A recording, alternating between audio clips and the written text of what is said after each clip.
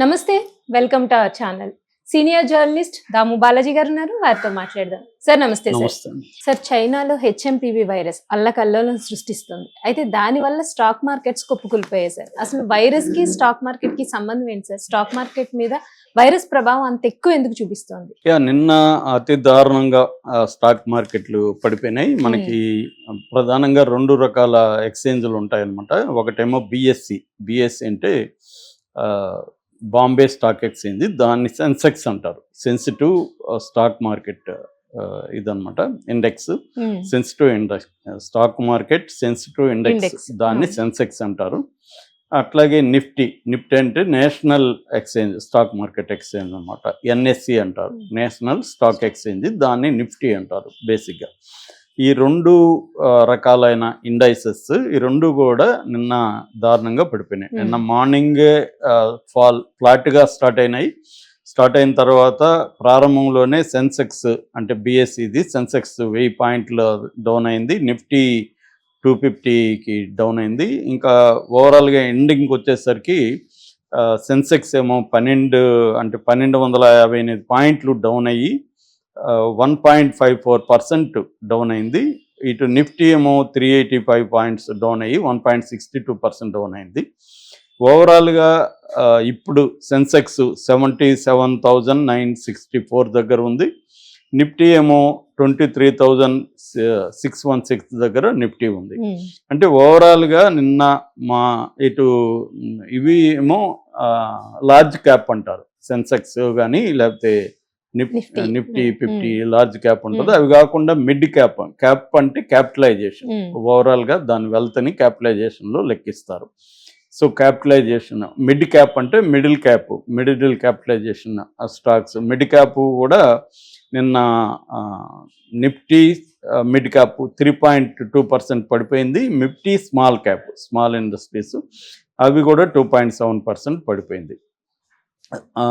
ఇక రంగాలుగా సెక్టర్స్ వారిగా చూస్తే ప్రధానంగా మనకి ఎఫ్ఎంసీజీ అంటారు. ఎఫ్ఎంసీజీ అంటే ఫాస్ట్ మూవింగ్ కన్జ్యూమర్ గూడ్స్, అది ఆ రంగం పడిపోయింది. తర్వాత నిఫ్టీ పిఎస్యు అంటారు, పబ్లిక్ సెక్టర్ యూనిట్స్, అది పడిపోయింది. బ్యాంకింగ్ పడిపోయింది. ఇలాగా అనేక రంగాలు. ఫర్ ఎగ్జాంపుల్ టాటా స్టీలు 4.44% పడిపోయింది. తర్వాత అదానీ పోర్ట్స్ 1.5% పడిపోయింది. ఏషియన్ పెయింట్ 1.62% పెరిగింది. మహీంద్రా పడిపోయింది. కోటక్ మహీంద్రా, ఇలాగా రకరకాల సెక్టర్ల స్టాకులు పడిపోయినాయి. అంటే 52 వారాల కనిష్టానికి చాలా స్టాకులు పడిపోయినాయి. దాదాపు 159 స్టాకులు అతి పెద్దవి 52 వారాల కనిష్టానికి పడిపోయినాయి. అయితే ఇదే టైంలో కొన్ని స్టాకులు మాత్రం 52 వారాల గరిష్టానికి కూడా పడిపోయి దాదాపు 150 స్టాకుల వరకు గరిష్టానికి కూడా వెళ్ళినాయి. కొన్ని ఎప్పుడేందంటే డౌన్ సైకిల్లో ఉన్నప్పుడు కొన్ని డౌన్ సైకిల్లోకి వెళ్తాయి, కొన్ని అప్లో కూడా వెళ్ళిన సందర్భంలో అది జరిగింది. అంటే ఫర్ ఎగ్జాంపుల్ ఐసిఐసిఐ కానీ ఇన్ఫోసిస్ కానీ కొంత గ్రో కనబడుతుంది. ఓవరాల్గా 12 లక్షల కోట్లు మనకి పడిపోయి, అంటే నిన్న డబ్బు ఆవిరైపోయిందని చెప్పొచ్చు, నష్టం జరిగింది. ముఖ్యంగా బిఎస్సి ప్రకారం 439 లక్షల కోట్లకి పడిపోయింది అనమాట బిఎస్సిలో. అంటే ఒకే రోజు 12 లక్షల పడిపోవడానికి ప్రధాన కారణము చైనా వైరస్ ఏదైతే ఉందో, హెచ్ఎంపివి అంటే హ్యూమన్ మెటాన్యూమో వైరస్. ఈ హ్యూమన్ మెటాన్యూమో వైరస్ గురించి నేను ఆల్రెడీ 2 సార్లు చెప్పాను వీడియోలు. అది ప్రధానంగా COVID-19 తరహా వైరస్. అది RNA based virus, DNA RNA 2 ఉంటాయి మనకి. ఆర్ఎన్ఏ బేస్డ్ వైరస్ అది ప్రధానంగా లంగ్స్ మీద ఎఫెక్ట్ చూపిస్తుంది. అది కూడా తుమ్మితోనో ఇంకోటో ఇవి పడితే వాటి ద్వారా వ్యాపిస్తుంది అన్నమాట, అంటూ వ్యాధి ఇది. దీన్ని చైనాలో పెద్ద ఎత్తున వచ్చి హాస్పిటల్లో జాయిన్ అయ్యారని. ఇండియాలో నిన్నేమైందంటే బెంగళూరులో ఒక 8 ఏళ్ల పాప, ఒక 3 నెలల పాప, ఇద్దరికి బ్యాప్టిస్ట్ హాస్పిటల్ బెంగళూరులో వచ్చి ఈ హెచ్ఎంపివి వైరస్ ఉన్నట్టుగా డాక్టర్లు గుర్తించారని చెప్పి Indian council of medical research, ICMR అంటారు, ఐసిఎంఆర్ఏ డిక్లేర్ చేసింది. ఐసిఎంఆర్ డిక్లేర్ చేసినాకనే ఈ స్టాకులు పడిపోయినాయి. ఓకే. అట్లాగే గుజరాత్ లో కూడా ఒక కేసు వచ్చిందనేది వార్తలు వచ్చాయి. అంటే స్టాక్ మార్కెట్ కి దీనికి ఏంటి సంబంధం అంటే స్టాక్ మార్కెట్ ప్రధానంగా సెంటిమెంట్ల మీద డిపెండ్ అయ్యి ఉంటది.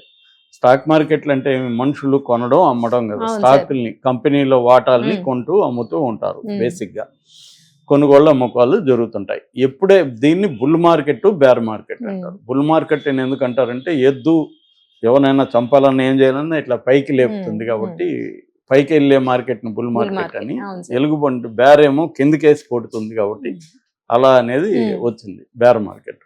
సో ఈ బుల్ మార్కెట్ సెంటిమెంట్ ఎప్పుడు బేర్ మార్కెట్ గా మారిపోతుందంటే ఒక భయాందోళన నెలకొన్నప్పుడు. ఏదైనా ఇప్పుడు మళ్ళీ COVID-19 లాగా వస్తుందేమో. COVID-19 లాగా వస్తే ఏమవుతుంది, బిజినెస్లు దెబ్బతింటాయి, లాక్డౌన్ రావచ్చు, మొత్తం లైఫ్ అతలాకుతలం అవుతుంది. ఎప్పుడైతే లైఫ్ అతలాకుతలం వ్యాపారాలన్నీ ఇప్పుడు కొనుగోలు లేకపోతే FMCG సెక్టర్ పడిపోతుంది కదా, ఫాస్ట్ మూవింగ్ కన్జ్యూమర్ సెక్టర్ పడిపోతుంది. ఇదంతా లింక్ కదా, ట్రావెల్ ఉండదు, ట్రావెల్ లేకపోతే రవాణా రంగం ఇన్ఫ్రాస్ట్రక్చర్ రంగం కూలిపోతుంది. ఇలాగ అనేక సెక్టర్ల మీద ప్రభావం, బ్యాంకింగ్ అనేక సెక్టర్ల మీద ప్రభావం పడుతుంది. అట్లాగే దేశాల్లో వస్తే IT సెక్టర్ పడిపోతుంది. ఇలాగా ఒక సెంటిమెంట్ ఇదైపోయి భయంతో ఇదేం జరిగిందంటే చాలా మంది అమ్మకాలు చేసేయడం ఈ జరిగిపోయి ఇది కుప్పకూలింది అనమాట. సో దీన్ని మ్యాక్రో అంశాలు అంటారు. మ్యాక్రో అంశాలు ప్రభావితం చేస్తాయి మార్కెట్ మీద. అట్లాగే మైక్రో లెవెల్లో మన దేశంలో అంశాలు కూడా ప్రభావితం చూపిస్తుంటాయి. సో ఇదే కాకుండా యాక్చువల్గానే మామూలుగానే డౌన్ ట్రెండ్ నడుస్తుంది ప్రజెంట్. మామూలుగా మార్కెట్ ఎలాగ ఉంటుందంటే సైకిల్స్లో ఉంటుంది. ఎప్పుడైనా స్టాక్ మార్కెట్ అంటే అప్ ట్రెండ్ కొద్ది రోజులు నడుస్తుంది, డౌన్ ట్రెండ్ కొద్ది రోజులు నడుస్తుంది. ఇప్పుడు మనకు మామూలుగానే ఆల్రెడీ డాలర్ బలపడుతుంది.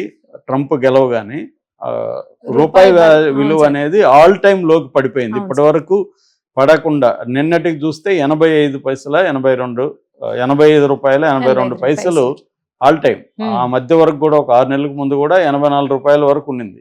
ఇప్పుడు ఏకంగా ఎంత పడిపోయింది, నిన్న ఒక్కరోజు 3 పైసలు తగ్గి 85.82 దీనికి పడింది. ఇదొక కారణం. రెండవది, ట్రంప్ 20వ తేదీ రాబోతున్నాడు. ట్రంప్ ఎటువంటి విధానాలు తీసుకుంటాడు, చైనా మీద ఆంక్షలు కావచ్చు, అన్ని దేశాల ఇంపోర్ట్ల మీద ఆంక్షలు విధించబోతున్నాడు. దానివల్ల అన్ని దేశాల ఎకనామీ ఇబ్బంది అవుతుంది. దానివల్ల ట్రేడ్ వార్స్ వచ్చే అవకాశం ఉంది. ఎందుకంటే చైనా మీద 100% చేస్తే చైనా గమ్ముండదు కదా, అమెరికా ఇంపోర్ట్స్ మీద అది చేస్తుంది. సో ఇటువంటి ఒక ట్రేడ్ వార్కి ఆయన ఏమన్నా తెరలేపుతాడు అనేది ఒక అంశం. రెండో అంశం, అక్కడ ఫెడరల్ బ్యాంక్ వడ్డీలు పెంచాలనే ఆలోచన కనబడుతుంది.